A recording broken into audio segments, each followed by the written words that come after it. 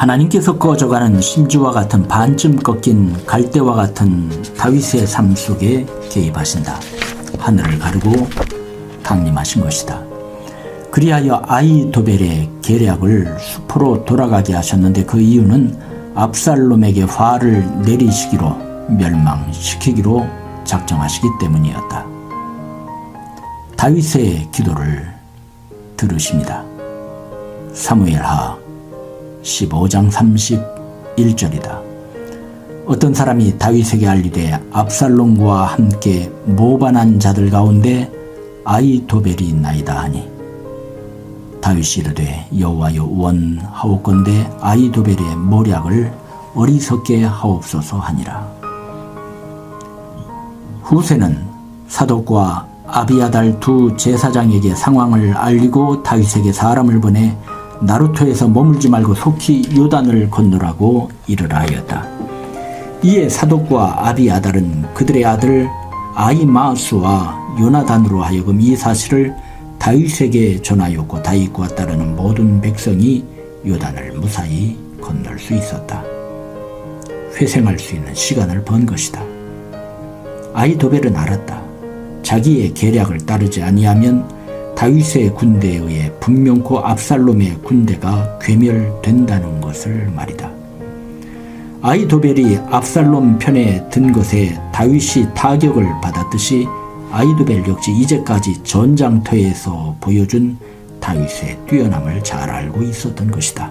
결과는 보나마나였다. 그는 후세의 잘못된 계략이 받아들여졌음을 알자 나귀의 안장을 지우고 고향으로 돌아가 자기 집을 정리하고 스스로 목매어 죽었다.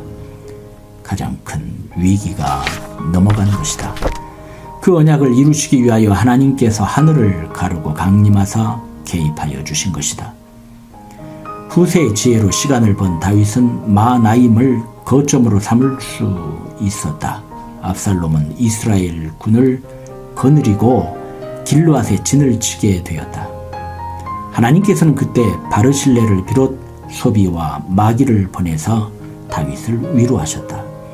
다윗의 일생을 보면 그를 마음 아프게 한 이들도 많았고 배반한 자도 있었다. 하지만 하나님께서는 그의 환난 날에 도우셨으며 도움의 손길을 적절하게 보내어 주셨다. 바르실레, 소비, 마길은 침대와 이부자리, 대야와 질그릇, 밀과 보리와 밀가루와 볶은 곡식, 콩과 팥과 볶은 씨 등을 가지고 왔을 뿐더러 꿀과 버터, 양고기와 치즈를 다윗과 함께한 자들에게 제공하였다. 고난이어 지친 모든 자는 이와 같은 양식과 편리를 제공받고 힘을 비축할 수 있었다. 다윗은 곧바로 마하나임을 전투 장소로 선정하고 전열을 가다듬는다. 그는 군대를 세 대로 나누어 기동력이 있게 했고 요압과 아비새와 이때에게 맡겼다. 싸움터로 나가는 그들에게 다윗은 부탁한다. 압살롬의 목숨만은 살려주시오. 전투는 시작되었고 다윗의 군대는 졸속으로 구성된 오합지졸의 압살롬의 군대를 격퇴시켰는데 2만 명을 죽였다. 압살롬은 전장에서 아버지 다윗이 얼마나 뛰어난 왕인지 바로 보지를 못한 것이다.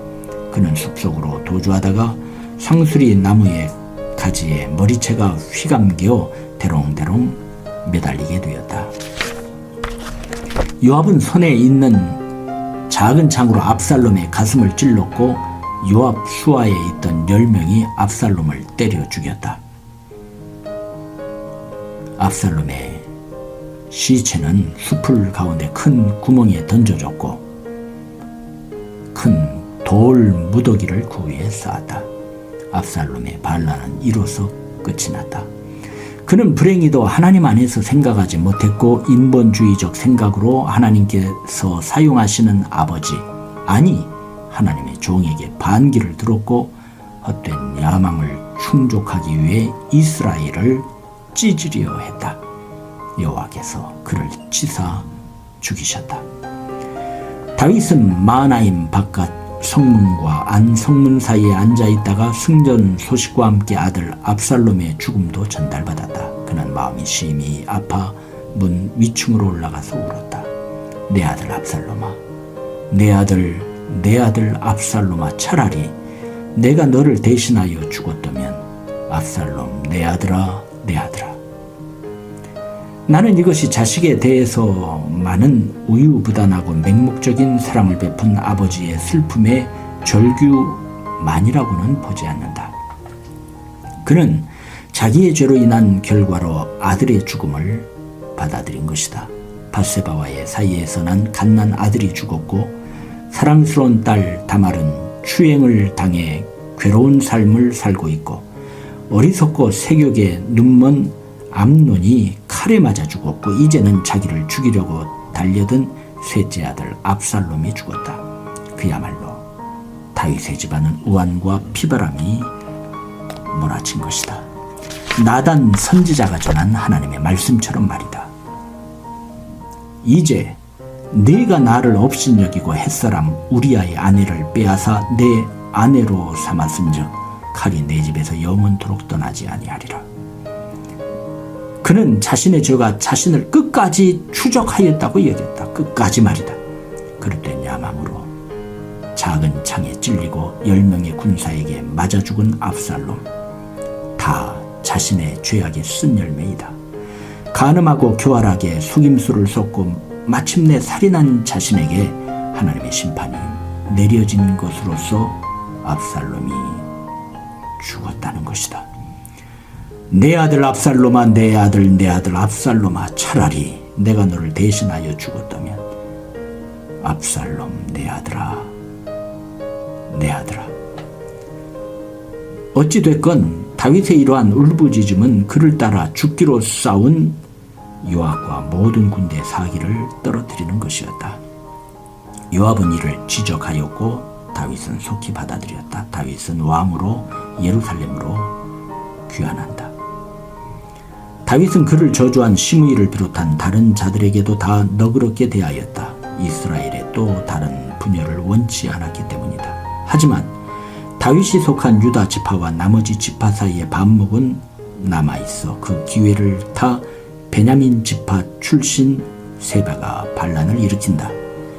요압은 그 와중에 자기의 지위를 아마사가 위협한다 판단하여 그를 살해한다. 이는 분명 다윗의 뜻에 반한 행동이었다. 다윗의 옆구리의 가시로 요압은 악한 역할을 지속한다. 우여곡절 속에서 세바의 반란은 진압되었고 왕국은 안정을 찾아갔으며 굳건해졌다.